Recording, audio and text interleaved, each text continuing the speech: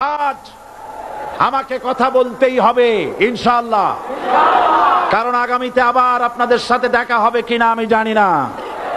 কথা বলতেই হবে।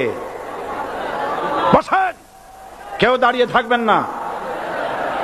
আমি দেখতে পাচ্ছি বাংলাদেশের ভাগ্য আকাশে উত্তর গগনে কালো মেঘ জমা হয়েছে, ঝড়ের পূর্বাভাস লক্ষ্য করছি। যদি মোকাবেলা করতে না পারেন সক্ষম ভাবে, এমন অন্ধকার গাঢ় কালো অমাবস্যার রাত আসতে পারে যার সুবে সাদেক হওয়া অসম্ভব। সুতরাং আপনারা কি কাপুরুষের মতো কাফের মুশরিকদের গোলামি করে মরতে চান? বিড়ালের মতো 500 বছর বেঁচে থাকার কোনো লাভ নাই।